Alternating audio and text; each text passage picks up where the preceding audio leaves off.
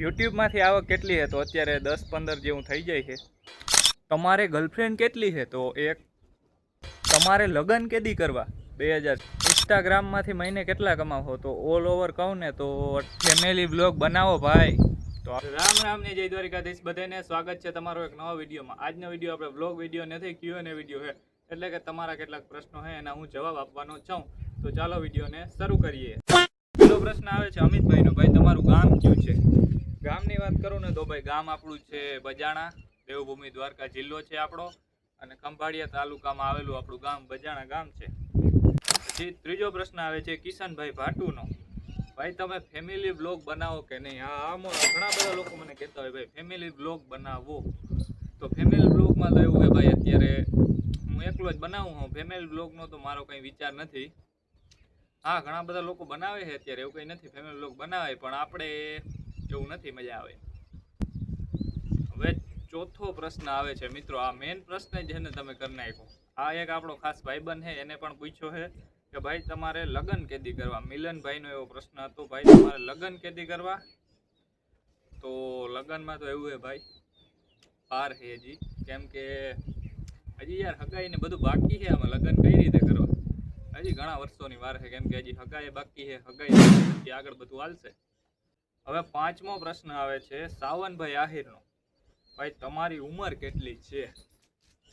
ઉંમરમાં જોઈને તમને કેટલા લાગે? અંદાજો મારો, નહીં ખબર પડે. મારી ઉંમર કેટલા ખબર?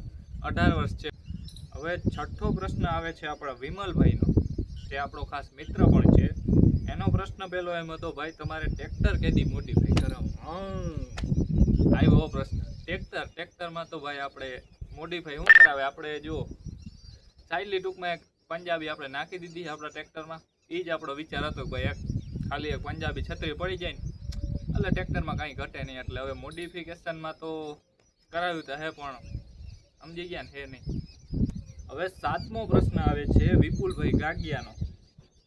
તમારે આટલા સબસ્ક્રાઈબર ક્યાંથી? હવે મેન પ્રશ્ન આવ્યો. એ ભાઈ શું કહે છે કે આપણે જોયું આપણે મેન ચેનલમાં કેટલા 35,000 જેટલા સબસ્ક્રાઈબર છે અત્યારે. એટલો એનો તો હું તમને કાયદેસર ચોખ્ખો જવાબ આપું ને ભાઈ, તો આની પહેલાં છે ને આપણે બ્લોગનું કંઈ વિચાર હતો જ નહીં. બ્લોગ બનાવતો નહીં, પણ આ તો પહેલાં ગેમિંગના ટૂંકમાં વિડીયો બનાવતો. તો ગેમર હતો ટૂંકમાં. ગેમિંગ એટલે કે ફ્રી ફાયરના ને એવા બધા હું છે ને વિડીયો નાખતો.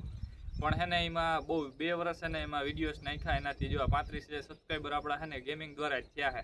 પણ પછી એક પ્રોબ્લેમ આવી ગઈ ચેનલમાં. સબસ્ક્રાઈબર બધા આપણે ગેમિંગના જે હું વિડીયો નાખતો હતો ફ્રી ફાયરના એનાથી થયા છે. તેના પછી 8મો પ્રશ્ન આવે છે ભાઈ પિયુષભાઈ આંબલિયાનો. તમારી ઇન્સ્ટાગ્રામમાંથી આવક કેટલી છે? કેટલું કમાવો ઇન્સ્ટાગ્રામમાંથી? ઇન્સ્ટાગ્રામની ભાઈ તમને વાત કરી દઉં ચોખ્ખી, ઇન્સ્ટાગ્રામ 1 રૂપિયો નથી આપતું. પણ હા, તમે છે ને બ્રાન્ડ પ્રમોશન કરો ને ટૂંકમાં, તો એના પૈસા તમને મળે.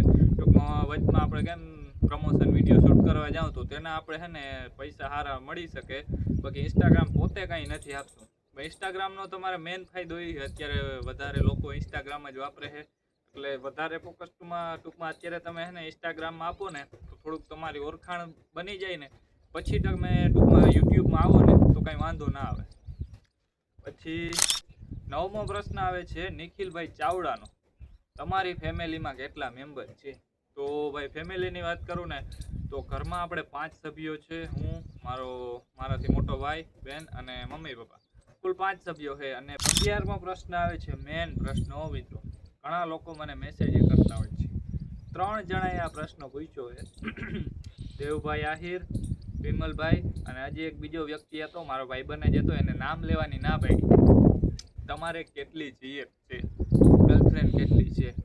ભાઈ ગર્લફ્રેન્ડની તો વાત કરું ને તો અત્યારે કેટલી છે ખબર? ફેમિલી દેખતી. फिर वही बात आ जाएगी, जो गरीब हो ना आदमी, એવું કાંઈ નથી મિત્રો. અત્યારે આપણે છે ને કંઈ ગર્લફ્રેન્ડ એવું કંઈ છે જ નહીં. અત્યારે ઓનલી એન્ડ ઓનલી આપણે વિડીયો ઉપર અને ભણવા ઉપર થોડું ઘણું ફોકસ આપવું હું. પછી 12મો પ્રશ્ન આવે છે હિતભાઈ ભાદરકા. કયું ટ્રેક્ટર છે તમારી પાસે? તો ભાઈ વિડીયોમાં તમે જોતા જોઉં છો, આ તો કદાચ ખબર ના હોય તો એ કહી દઉં. આપણી પાસે મોટું ટ્રેક્ટર તો નથી, મિની ટ્રેક્ટર છે આપણી પાસે. આઈસર 188 રેડ કલરમાં પંજાબી એડિશન આ ટ્રેક્ટર છે આપણી પાસે. એના પછી 13મો પ્રશ્ન આવે છે કે ભાઈ નામ નથી લેવાનું, એ ભાઈ એમ કીધું તો મારું નામ ના લેજો. એનો પ્રશ્ન એમ હતો આગળ હું કરું. આગળમાં તો એવું છે ભાઈ, અત્યારે તો જો હું વિડીયો બનાવું હું, પછી ફ્યુચરમાં આગળ એવું કંઈક લાગશે તો કરશું.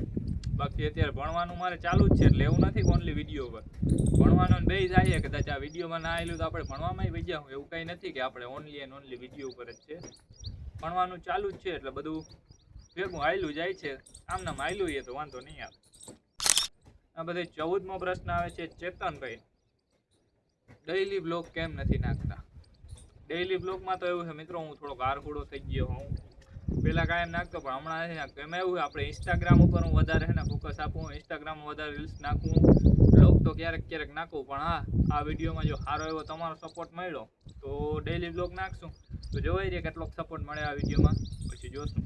15મો પ્રશ્ન આવે છે, 2 પ્રશ્નો. આ પ્રશ્ન લગભગ પહેલાં આવી ગયો મિત્રો, લગ્ન કેદી કરો? હા રેડી, આ પ્રશ્નો તો આવી ગયો એટલે જવાબ મળી ગયો ભાઈ. લગ્નની તો હજી વાર છે આપણે.